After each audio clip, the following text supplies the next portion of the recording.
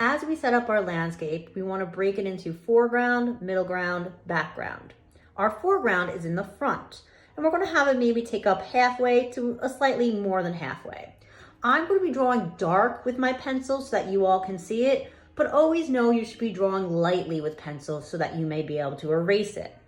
So I'm going to divide, like I said, about halfway, a little more than halfway. And I'm drawing really dark, but I know I want to erase it probably at some point because I might not want my foreground line to be such a straight line. So that's going to be breaking up my foreground. I want a good amount of space there because I want to have a lot of different patterns that I want to add. Then I want to add my middle ground. My middle ground, I'm going to be adding mountains. And I just want to kind of draw mountains. Oops, pencil broke.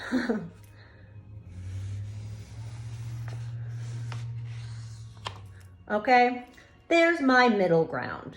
My background is my sky. I'm going to add a little sun, maybe peeking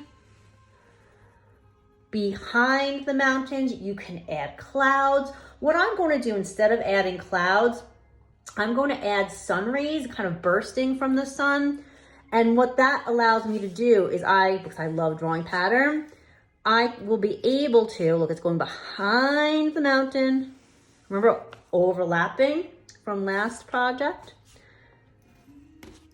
It's going to allow me, oh my goodness, my pencil.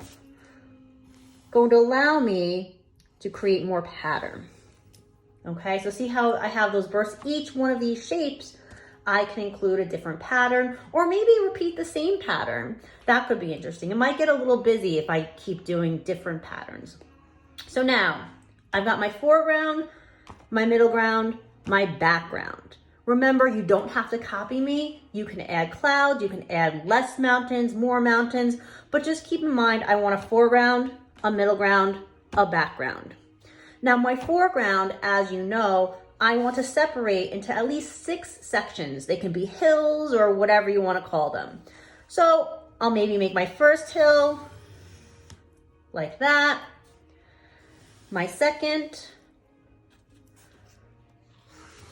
3. See what I'm doing here is I'm dividing my foreground. That's why I wanted a good amount of space. I still only have, now I have 4. So 1, 2, 3. I'm going to divide another one. And then one more. In this case, I'm having it go a little bit above here. Remember I said I wanted to be able to erase.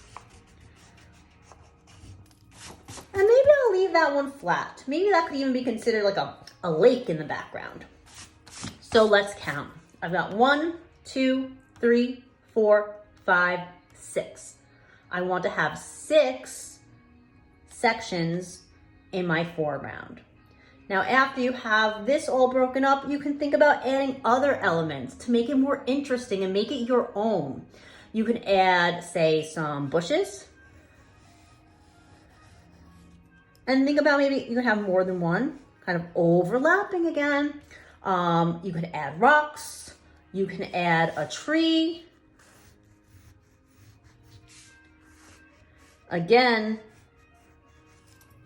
the reason why we want to draw lightly is so that you may be able to erase. Okay? So make sure you have a few extra elements to make it your own. You could add a river, a path, whatever you want. Okay? But again, I want to see a foreground with 6 sections, a middle ground, and your background. Once you have all of that, you may carefully outline in Sharpie. I'm not going to show you outlining in Sharpie. That'd be kind of boring. But when you are done, nice and neat, nice and carefully outline in Sharpie and turn that in for an assignment grade. Good luck.